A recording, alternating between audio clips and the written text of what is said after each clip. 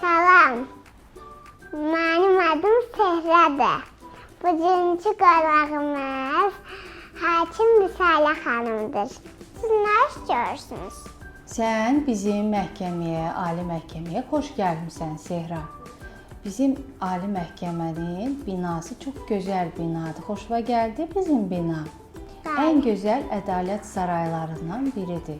Bütün dünya ölkələrinin içərisində demək olar ki, biz fəxrlə deyə bilərik ki, bizim ali məhkəmə çox gözəl binadır. Biz burada nə iş görürük? Hakimlər ədalət mühakiməsini həyata keçirir. Amma bu nə deməkdir?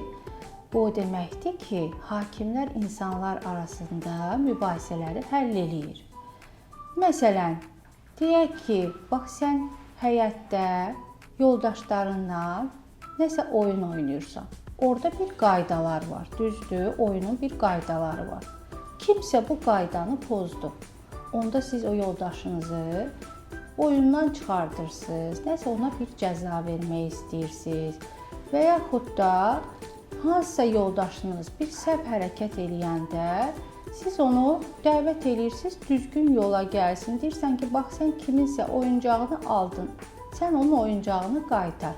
Bax, hakimlər cəmiyyətdə insanlar arasındakı bu mübahisələri həll eləyir, əmlak mübahisələrini həll eləyir. Əgər kimsə qayda qanunu pozsa, dövlətin adından ona cəza təyin edir. Hakim nə deməkdir? Hakim hökm verən və hikmət sahibi olan deməkdir. Yəni hakimlər ta qədim zamanlardan ən ağıllı, ən müdrik, ən məsuliyyətli insanlardan seçilib ki, onlar insanlar arasındakı mübahisələri həll edərkən səhvə yol verməsinlər, düzgün qərarlar qəbul eləsinlər. Hakim olmaq çətindir.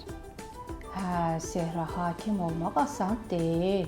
Hakim olmaq üçün ən əvvəl hüquq təhsilinin olmalıdır. Hüquqşünas olmaq üçün isə məktəbdə çox yaxşı oxumaq lazımdır. Sənin qiymətlərin əla olmalıdır.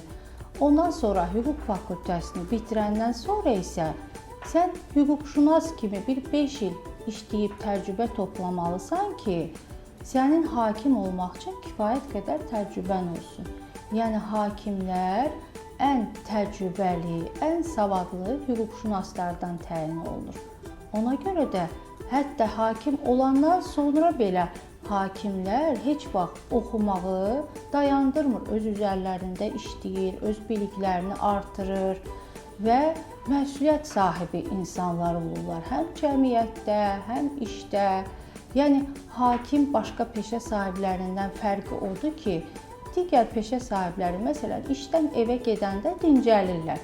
Amma hakimlər işdən evə gedəndə də sabah qəbul edəcəyi qərarlar barədə fikirləşir ki, görəsən mən sabahki mübahisə üzrə düzmü qərar verəcəm, səhvmi qərar verəcəm. Bir onu özüm evdə də bir fikirləşim ki, mənim verdiyim qərar düzmü olacaq. Hətta bəzən evdə də işləyirlər, işləri evdə də oxuyurlar.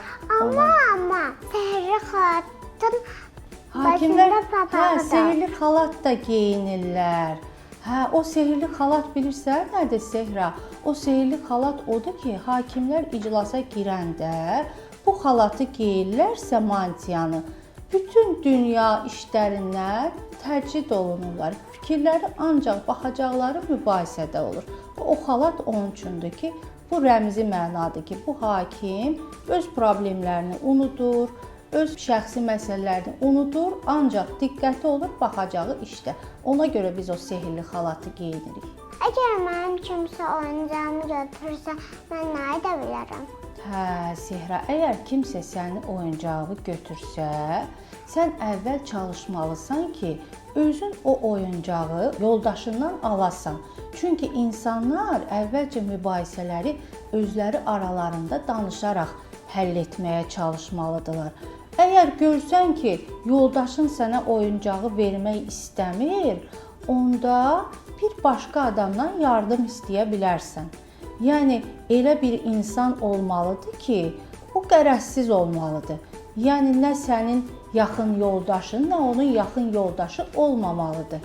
Məsələn, müəllimə ola bilər.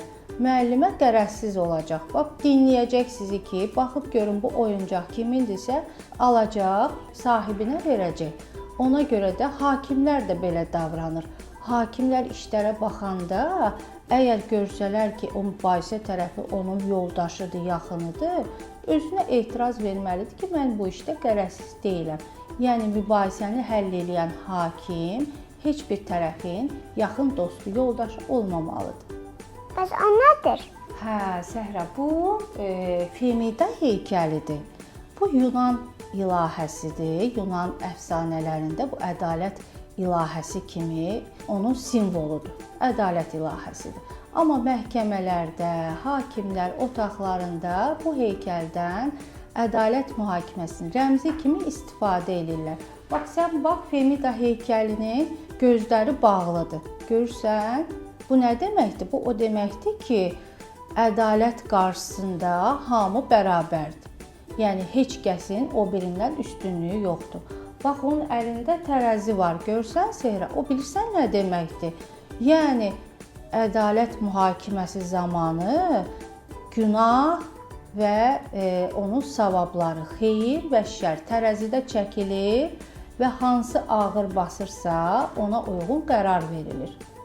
Görürsən, əlində də qılınc var. Qılınc isə o deməkdir ki, ədalət mühakiməsini həyata keçirən şəxslər günahkarları o qılıncla dövlətin adından cəzalandırmalıdırlar. Amma dövlətin cəzası o demək deyil ki, dövlət öz vətəndaşlarını istəmir, onlara cəza verir.